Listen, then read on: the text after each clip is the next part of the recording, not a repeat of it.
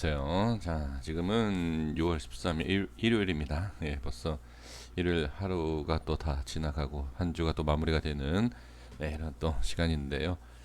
9시 47분입니다. 저녁. 지금 도지코인에 대해서 좀 말씀을 드려보려고 합니다. 가장 중요한 핵심적인 내용은 잘 아실 거라고 생각이 듭니다. 거래량이에요. 거래량이 없어요, 지금. 그러니까 이 거래량이 없다라는 것을 어떤 방향, 우리가 매수를 하고 상승이 나오느냐 하락을 하느냐, 이게 가장 중요하고 가장 이제 궁금해 하시는 내용이지 않습니까? 근데 거래량을 가지고서는 알 수 있는 것은 방향성은 아니에요.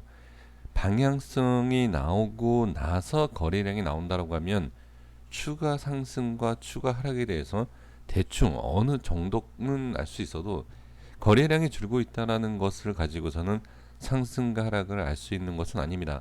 다만 하락을 하면서 거래량이 줄었다라고 하면 상승에 대한 것을 얘기를 하죠. 왜? 하락을 할 때 거래량이 나오지 않는다라는 것은 매도 물량이 나오지 않았다, 이렇게 얘기들을 합니다. 그래서 지금 이전과 같은 흐름일 수 있어요. 이렇게 빠질 때 거래량이 줄면 상승 나올 수 있다, 이런 내용입니다. 근데 꼭 그렇진 않아요. 여기를 보시면 아시겠지만 거래량이 적은 게 아닙니다. 상승이 나오고 하락이 나오고 상승이 나오고 이런 변동성이 있죠. 그래서 거래량을 가지고서는 그게 얘기할 수는 없지만 지금은 거래량이 없어도 너무 없습니다. 그렇죠? 그러니까 이러한 상황에서는 좀 전에 말씀을 드린 것처럼 방향성에 대해서 얘기할 수는 없지만 한 방향에 대해서 나온다, 상승 하락이 나왔을 때 우리가 미리 준비는 해야 되는 건 맞아요. 왜? 어떠한 방향성이 있을 때 거래량이, 예를 들어서 상승 쪽이 나왔는데요, 거래량이 나오잖아요. 그러면 안 좋을까요? 아닙니다. 상승이 나오는데 거래량이 없다, 정말 좋은 자리에서는 수급이 터지게 되어 있습니다. 그렇다고 하면 어느 정도 상승 이후에 추가 상승 때 거래량이 나올 수 있다는 얘기예요. 그런데 하락이 나왔을 때 반대로 생각해야 됩니다. 하락이 나왔을 때 거래량이 나오잖아요. 그러면 뭐다? 반등이 나올 수도 있고 뭐 하락이 나올 수도 있지만 미리 준비하는 게 낫다. 상승과 하락에 대해서 미리 준비를 해야 되는 것은 완전히 달라요.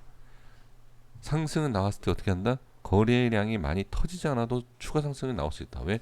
추가 상승 때 거래량이 터지기 때문에. 하지만 이거는 상승이에요, 상승. 하락은 뭐 한다? 거래량이 없이 하락할 때 어떻게 더 하락을 할 수도 있고 반등이 나올 수 있어요. 하지만 하락 이후에, 자 이거예요. 이게 상당히 마이너스 몇 프로일 때 손절해야 되느냐 말아야 되느냐 막 고민하지 않습니까? 예를 들어서 마이너스 5%가 찍힙니다. 지금 위치에서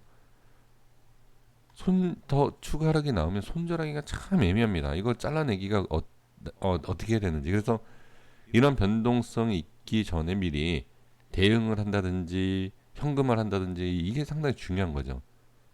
왜 그러냐면 반등이 나오면 매도 안 한 게 당연히 낫죠. 하지만 거래량이 터지면서 빠진다? 손절도 안 돼요. 손실이 커지고. 이거 진짜 잘 하셔야 돼요, 이거는. 네, 이거는 대응이 정말 중요합니다. 그래서 지금 위치상 제가 이제 좀 전에 니플에서도 말씀을 드렸는데 변동성이 있는 위치는 맞아요.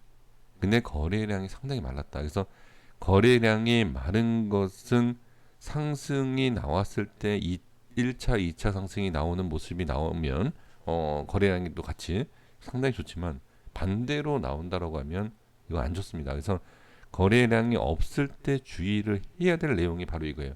상승은 주의가 필요 없습니다. 이제 주의가 필요하다라고 하면 뭐죠? 매도를 잘해야 돼요. 어디에서 매도 타점을 잡아야 되느냐, 상당히 중요하죠, 이거는.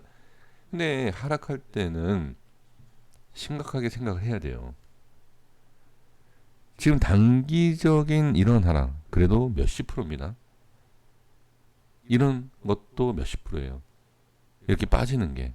그러니까 하락에 있어서는 미리 어느 정도 생각을 해주시고, 상승할 때는 기분 좋게 관망하면서 어디에서 매도를 할까 이제 타이밍을 잡는 거죠. 그렇죠? 자, 그래서 지금은 아무것도 아니다라고 생각할 수 있지만 그동안에 급등을 하기 전이 아니라 급등을 하고 나서 어떻게 가장 적은 거래량이에요. 가장 적은 거래량이 이렇게 나올 때는 반드시 이 내용을 아셔야 돼요.